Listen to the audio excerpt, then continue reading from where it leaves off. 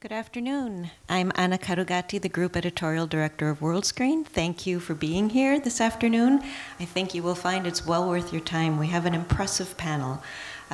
Some of the true heavyweights in the business. That's why Power Shift will have a reason, although I prefer production shifts. Let's see where the production has moved. If we think of what happened in this palais even just 10, 15 years ago, when vast majority of what was being sold in the scripted realm was English language and a lot of it American. I think we all know how much that has changed in the last 10 years.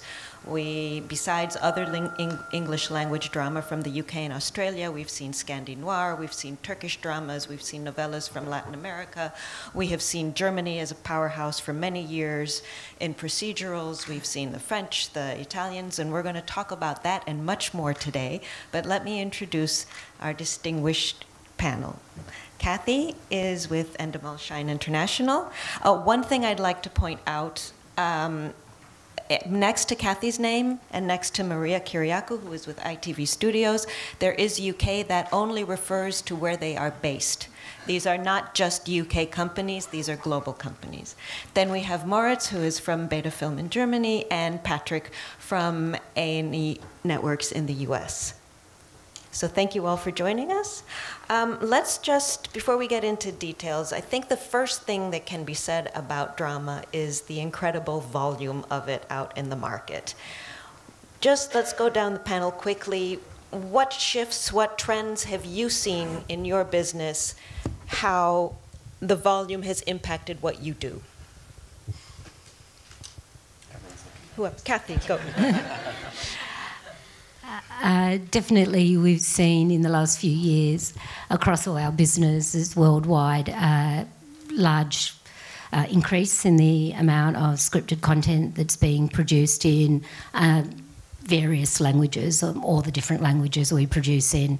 And certainly in the last 10 years, the most probably commercially successful trend is the sales of our British content has just reached a much more global audience and sells very widely in the USA. And it's really not that many years ago where for many of our shows we may have only had 2 buyers, where now there's a much wider spread of those. Right. I think the proliferation of buyers for us has had multiple effects because, as you said quite rightly, we are attempting to become more of a global business. So for us, it's allowed us to open and manage an indie studio in America, which is growing rapidly. It's allowed us to expand out of English-speaking shows into non-English-speaking shows. And it's allowed us to invest in creators from all over the world. Right. For us, it's especially a question of increasing risk in the moment to get where you get access to content. So a while ago, or 10 years ago, this was much about get access to everything there was, because there was room for sell pretty much everything if it was well done. Today, it's getting access to the right things, and this means investing very early and taking a completely different risk than years ago. Yeah, I think what's fascinating about the scripted world is that, the ecosystem is bigger and it's richer than it ever was. To your point about where it was 10, 15 years ago. The volume is one thing and the deployment of capital is another. But from our perspective, we're very excited to be a very meaningful player in the premium space of scripted television for the global market. But what I think our industry has successfully done is I think we haven't congratulated ourselves yet, although we're good at that, is to acknowledge that I think we've staged a successful coup on the motion picture business. And I think that part of the volume that a lot of people talk about and this idea of peak television and is there too much, my own view is that actually there's been a sea change.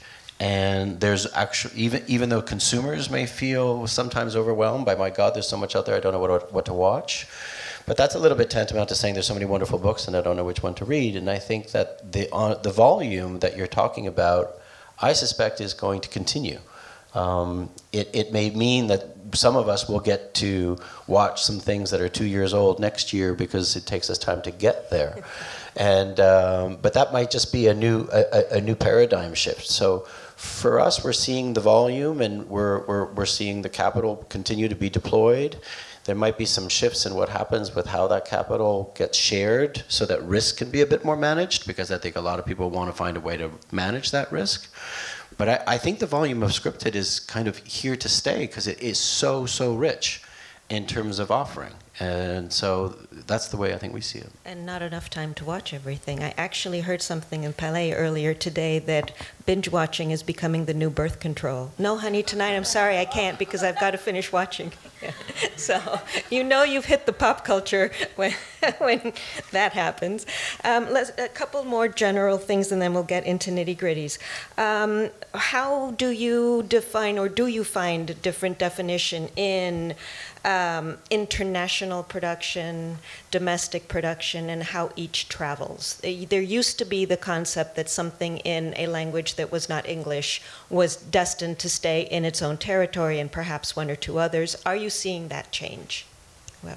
Well, certainly the advent of the streaming services has definitely broadened the audience for non-English product that previously may not have travelled.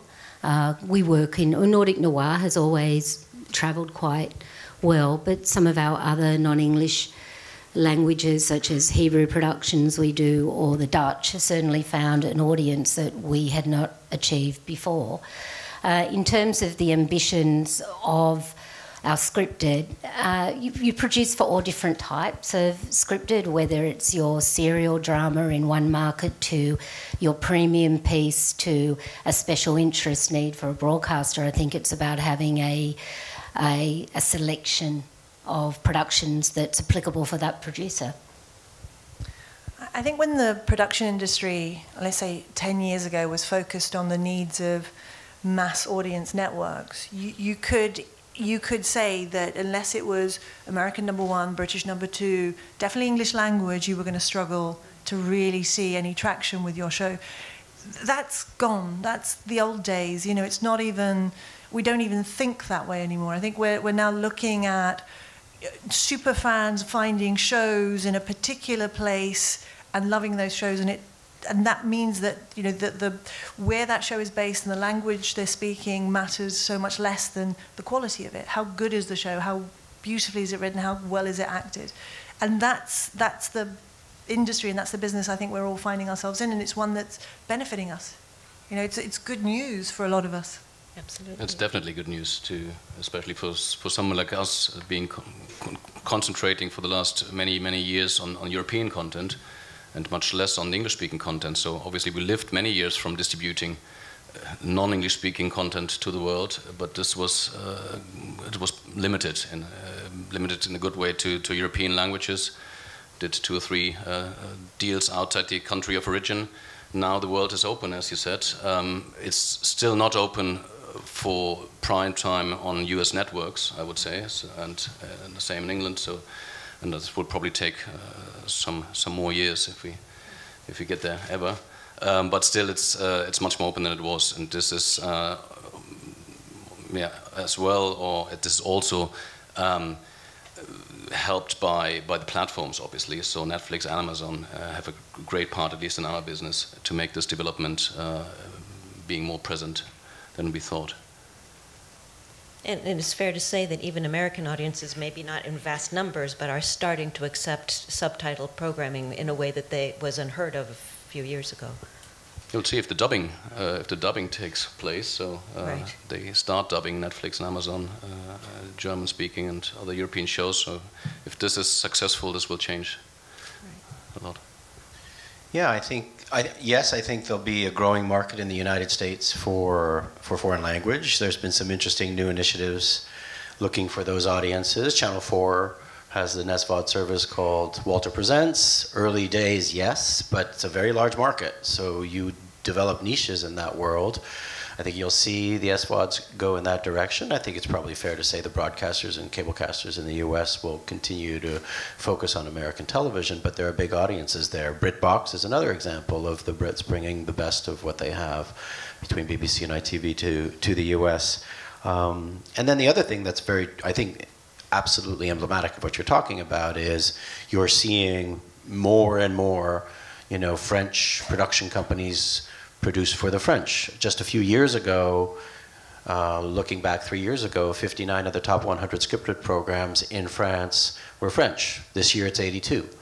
You're seeing companies in Germany produce for the German market too. So, and in part that's also reflected in, I think, how Americans are penetrating, in fact, the European market. If you look at the procedurals business, the big bet this year of some of the bigger broadcasters was Lethal Weapon. And, you know, in prior years, you would have had a whole slew of procedurals. So I think you're definitely seeing a shift where Europeans are producing for Europe. But I also think that, to my point about financial mitigation, I think you'll see Americans potentially co-producing with Europeans for those European audiences. Everyone's going to have to find ways, again, to mitigate against the financial risks, because if you produce for yourself, you know, then your property may not travel quite as much. But then, you know, you bring in an American producer who may want to accept that they're doing business on a regional basis. I think that probably is the next level of where the U.S. investment levels will go in scripted. Cathy, we had a conversation a little while ago. You are... So first explain how you have you tap into production from the many, many different production entities in the Endemol Shine group, but you also co-produce is such a vast term. You co-finance or you partner with others in creating programming as well, don't you? Yes, we have some really established, and it's mostly in scripted third-party relationships. And, you know, I've been through, well, when you think Endemol Shine was Endemol, was Southern Star, we had some of those existing relationships, and we do maintain them. Obviously, we're a bigger group, so there are certain needs that are supplied internally. But yes, we work with both internal, external producers, the team right from the beginning, right from the essence of the idea of the show, or attracting talent, optioning a particular property, all the way through to the financing plan and then execution.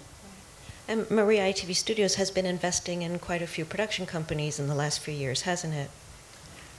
We've been trying to build up our strength in the UK. I mean, we're the second largest producer in the UK, biggest commercial one, so we're just after the BBC. So the most recent was World Productions, who make the fantastic Line of Duty. But the UK aside, really where we've been focused is on trying to become more of a balanced international producer and not just a UK company. So last week we announced the acquisition of an Italian company called Catleya. 6 months ago we announced the acquisition of a French company called Tetra.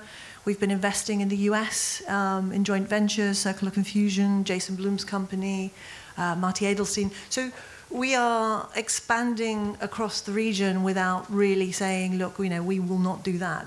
We're trying to be very open-minded, and in a crowded market, you know, the cream will rise, so you're looking for the very best creators and not trying to box yourself in by defining them through language or nations. Right. Moritz, Beta Film has a long tradition of partnering with other companies. That continues to be part of your strategy, and consequently co-financing as well. That's getting the basis and of our strategy. I mean, if you listen to all of us, then you know why prices for production companies are going through the roof, because I think we're all with the same idea, investing in talent for special projects or into companies, as you recently did in Italy with the great guys from Catleya. So it's what we do. We came from the time where we just bought something here for 50 and sold it for 100 the next day somewhere else, and these times are definitely over. So you have to be there very early and be what the creative talent is. That's where Beta Film is. What Beta Film is trying to do with own companies, nearly 20 companies around Europe, and with relation in projects with whomever. Being not only distributor, being co-financier and co-producer, whatever you call it, with a strong creative element. Right. Patrick, explain a little bit the production geography of your company, because it's the U.S., but it's also beyond the U.S. as well. It is. I mean, in the realm of scripted television, obviously Barry Jawson, who runs our studio, based in the United States. First of all, as much as we are focused on big global premium properties like Nightfall that we have with Jeremy Renner executive producing, or we're coming to the market now with a big Robert Zemeckis project called Project Blue Book. These are big global productions. By the way, they shoot all over the world. And we're in the business of really, if you look at Nightfall, it's got a big British cast and it's shot in Prague. So as a producer, we are international. One of the things I would say is where we're evolving is I came out of 2 meetings this morning with companies with whom we're talking about European co-productions. So to the point I was making earlier, although we come with, maybe the larger capital base that an American company has and the benefit of big American cable television networks like Lifetime and History Channel, who can be big backers of big projects, we don't hold our ambitions exclusively to that lane. I think beyond that is how we can actually join a lot of people at this table and others to be co-producing partners for projects that, in fact, may or may not find a home in the United States. That's how complex the web of our scripted television marketplace has become, which from my standpoint is thrilling. You find that Kanal D in Istanbul is producing a Turkish, scripted show that's finding a great audience in Chile. We can intersect into that opportunity and that relationship, and I would say that I'm sure we're not alone in that next chapter. Well, television has the beauty of combining words and images, so let's see some images. Cathy, you have a significant drama slate this time at the market. We're going to take a look at one of your clips. Do you want to set it up as to what do you look for and what do you want to offer? Yeah, this is a big market. We've got 18 new or returning scripted series at the market. I'm just going to show you a clip of Gunpowder. It's a miniseries, 3 1-hour for the BBC that we've produced, which is on the historical story of Robert Catesby, and you'll get an idea of the level of talent attached to it by the clip, so I'll let it talk. So is the scale of a production, the ambition and the talent attached, there's so much drama. I'm speaking as a viewer now. Is that one way to hope you can get my attention by doing these large, ambitious things? Well, I think if you're looking at that example, Kudos have a slate. They're one of the production companies, and that was an important story that they wanted to tell. Obviously we all like to focus on longer running returning series, sure, but it's about having a mix of product. And but to be able to do it to the budget, and for BBC One, you need to have talent that will drive attention, and it's been brought together with that one. Fantastic. Maria, sort of what's ITV's strategy, and why don't you tell us what your clip will have? Introduce your clip. So my clip has as many shows as we can possibly cram in the time you gave us. I think we broke the rules, didn't we, in terms of how long we were given? But anyway, slightly cheating. Our strategy is what I've said earlier on, which is to be a global producer, global creator, and to invest in who we feel are the best across the globe. And we were, I would say 5-6 years ago, we were a British producer and distributor. And we have gone through a process of transformation. You will see more American shows on our slate, more American cable / OTT type edgier shows on our slate, less network. And you will see more non-English language shows on our slate as well, increasingly. I think the clip we've got for you features some of our new titles, including some of our old ones that have been doing really well for us, like Victoria and Poldark. If you play the clip, it will remind me what's on it, and then I can tell you about it. Can we see the ITV clip, please?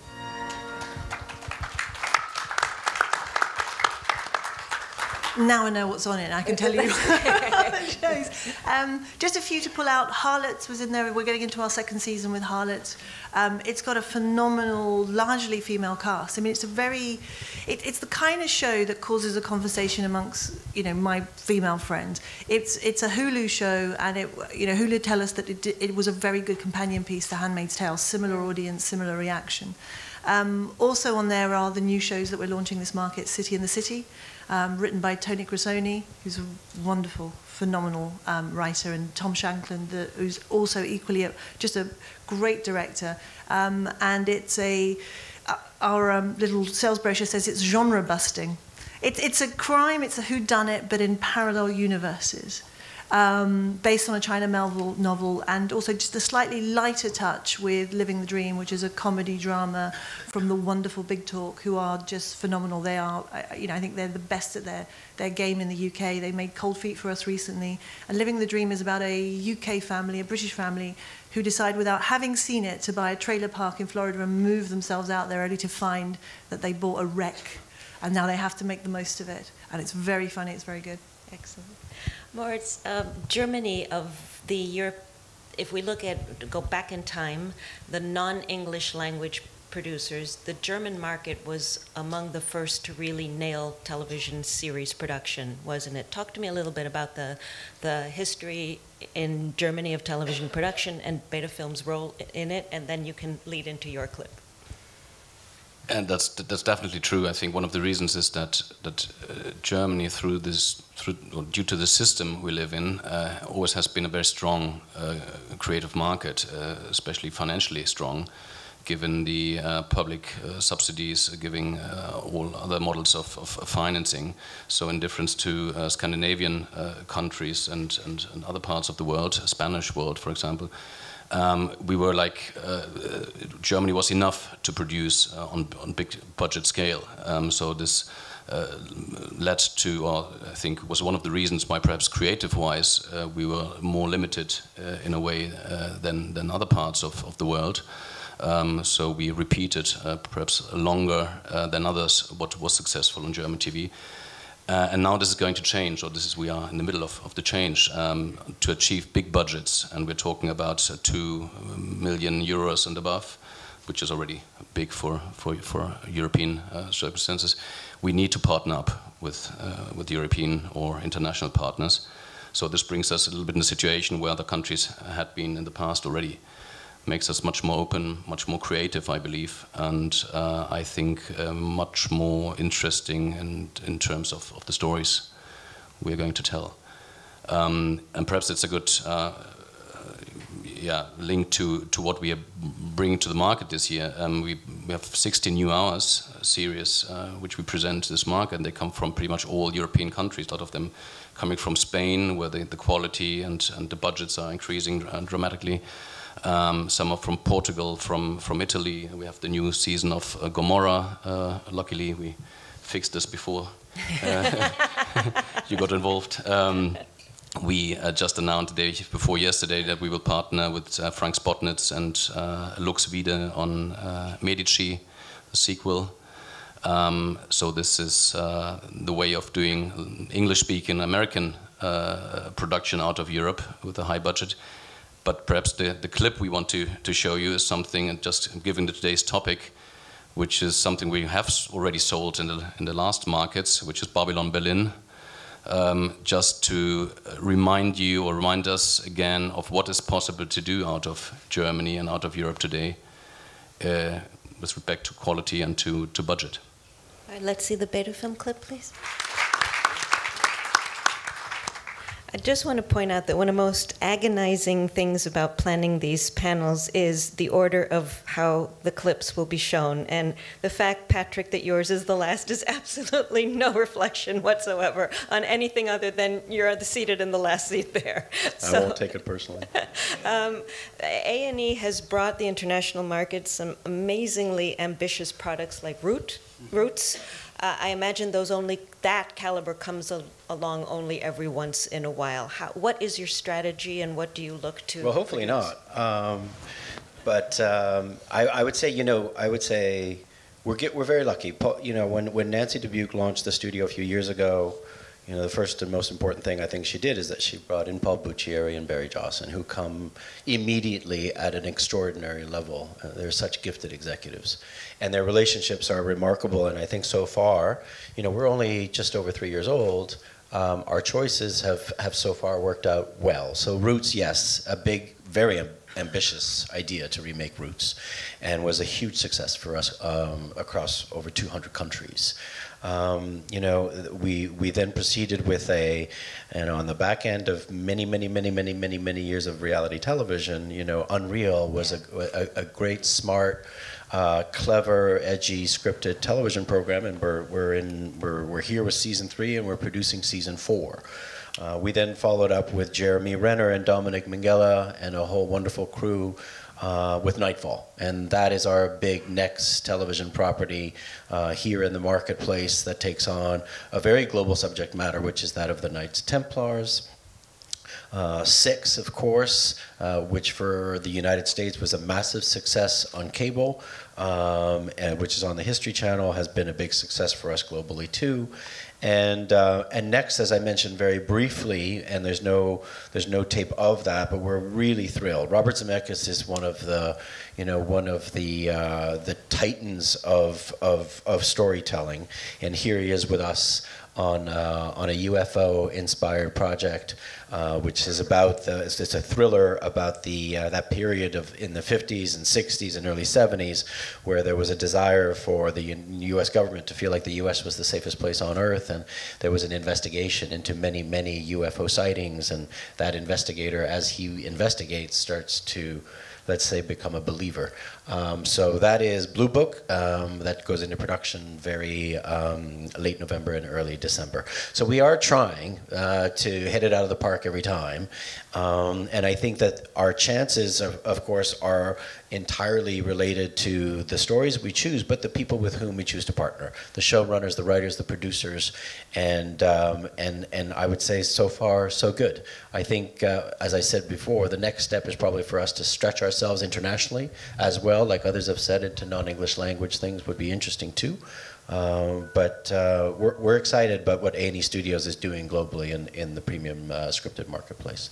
Our tape is, like Maria, we too are taking advantage of the moment to cram a lot. So you'll be seeing a sample of everything A&E Studios is proud to present here at MIPCOM.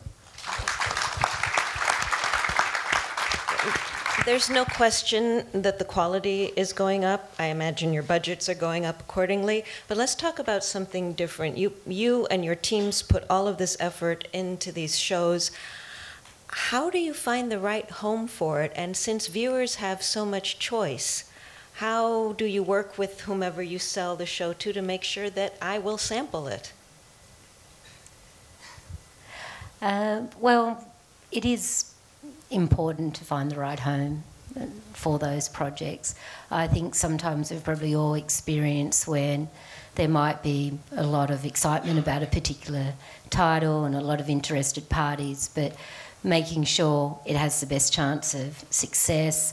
Obviously, all the practical things of hoping that you'll be able to not be delivering so close to a primary broadcaster's telecast date that you can really put the marketing behind it and make talent available in multi-countries when you've got multiple launches happening. And being a good partner, having people involved all the way along. But I always really think matching the audience is really important to the content. I mean, we've had shows, through experience where we may have gone for what might have been the best still at the time, but not always maybe the best still for success. So thinking about long-term success is what we aim to do, which I'm sure everyone does when they're launching a property. Sure. Very similar to Cathy. We're not there just to sell a show and walk away. We do try and market and help the broadcasters or the platforms get the idea and the essence of the show across. I mean, at this market alone, we've got, I think, upwards of 8 to 10 on-screen talent here, all doing press right now, all sort of shooting interviews, all ready to be used by our buyers. Right. what we normally try to do is to bring the partner, the network, the platform, whoever it is, on board extremely early, so that he is part of the development, and then obviously the story is created in a way that it at least suits for the main partner, and I think that's the essential part, and then obviously there's a gap to fill and to sell it elsewhere. But at least you have authenticity from one part of the world, and then normally, if it's well done, then it travels, even if it's very local. So bring them in very early and partner in the development. Yeah, I think there's several ingredients that can serve an important purpose to cracking the clutter and getting the noise out there. We at A&E Networks are privileged to have, the History Channel in the United States and Lifetime, who are our two main scripted areas, if you will, and having the ability to broadcast in the United States and market in the United States helps ignite noise about a particular property, and all the regular, more traditional rules. We're here at MIPCOM with Catherine Zeta-Jones, and obviously having a Tony winner and an Oscar winner with us presenting her film Cocaine Godmother makes an enormous difference. And the world press does pay attention to what goes on here, and the pop culture press pays attention. All those things are contributing factors to people. People are pretty intelligent out there, and they have the capacity to ingest a lot of information. They may store it for a while, and the timing of when people watch things is the thing that I think is probably the most important question for us. But those work. But conversely, what's interesting is, I don't know if anybody has been paying attention to this Norwegian scripted program called Scam, which SKAM, right? That's yours. Well, there you go. Congratulations. Then you should, but you should speak to, how social media and the release of information and the communication of talent is happening on a social basis, which is, something I think you will expect more and more people who are involved on screen to help start igniting a fire about the story that program may present. So I'm inspired by that work very much to see how we can also create a dialogue in that regard. We are extremely excited because it breaks all rules that have been in place so far. I think it was also a combination of lucky elements why this became such a success internationally. But it seems that there's a demand for those things. We sold it to all European countries as a format, so Telefonica, Italy, in Germany it's going to be with ZDF as a format. So there's a demand for this completely unusual way of getting access to content, which is far away from linear TV. So perhaps that's part of the future. It's very local. It has to be local, and again, it travels. Right. Speaking of OTTs, you are all producers. I imagine you see them as co-production partners or distribution clients, not competitors. Who are they? Or both. How do they fit into your world? Oh, well, for us, we work with them. We do everything from originals to co-productions to finished program acquisitions. And it's interesting when I think about, it's probably one of our most widely watched dramas, Black Mirror, if any of you've seen it. And it moved over to OTT. And, when you think about the time it takes for a project, it was 2 years before anyone would buy Black Mirror, the original series. And yes, when you're sitting with the creative, and if any of you remember the first episode about Prime Minister and the pig, and you're thinking an anthology series of all different lengths, but it was incredibly... Charlie's an amazing storyteller, and it was interesting how that grew, but it was really 2 years before we could get that away. Right. Start the journey. Yeah, I think the arrival of, and we can name them by name, I think Netflix and Amazon and Hulu can be fantastic partners. And now you're seeing Apple is here, and YouTube is here, and Facebook is here. All that influx of capital is a great thing. And What I think we'll even see is what we're talking about amongst ourselves, which is working with your buyers, your competitors. We're all part of one ecosystem, and I think there's plenty of room to collaborate. And in each of those players, there's exciting opportunities for creative collaboration. We're certainly having discussions with them on many fronts. Right. We have just a few seconds. All great drama has to start from an idea. How difficult is it, or is it becoming difficult to find enough writers for what you want to produce? Is there a premium on writers and producers and talent? And a word for us, yes. I mean, it's the limiting factor at the moment. It's not the interest of buyers. It's how can you get access to the right people to write the show as well as it should be, and actually, you know, get the show together. Producers fine, but it really, I think there's a bit of a bottleneck around writers. And I think the industry needs to respond by just training more, putting more resources into it. This can't be a problem that we're stuck on. Right, right. Are you seeing the American writer's room formula somehow being adapted or to European, or is it still an auteur kind of television that we're seeing coming out of Europe? From our perspective, I think that the European model of auteurs is actually going back into America a bit more. So I can't name too many of our shows. I mean, some of our shows were writers' rooms, but most of them are still about one person's vision, and actually we're seeing it go back in. Interesting. I would agree. I think the situation is very different to English-speaking writing and the rest. It's less tense in Italian, Spanish creation, as there's still a lot of very good writers for decent prices. But everything is called writer's room, even if there's just two people sitting together and writing something. It's the writer's room. I would agree. It's more probably one or two people creating something there from scratch. And sometimes with a number of our probably more high-profile writers, they often say, I'm not going to do this season.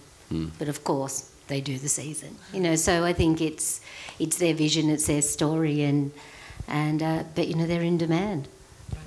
Yeah, I think a lot's been written about this. You know, the capacity, overcapacity on the production side. You know, everyone that is in the business, it can be challenging to find a place to shoot these days, and I think we're all experiencing that. And scarcity causes for price increases. But one wonderful advantage, which is one of the observations I was making at the beginning, is you have a lot of people from the motion picture business who are excited to work in television. And you know, we have a partner company called Pulse Films that has an exciting project. To your point, a major director, motion picture director, said, "Okay, well, I'll do the pilot." And now they're writing, as you just said, this is a major director writing the entire series. And so we're finding, not just on screen, but behind the screen, that you've got remarkable talent that are looking for that opportunity too. So I don't think there's a scarcity of ideas, and I think that the marketplace displays how rich the storytelling is to all of us. I think it's just probably a question of capital and time and location. Right, absolutely. Well, listen, I would love to go on, but we've run out of time. Will you join me in thanking our panelists for being here with us today? Thank you very much.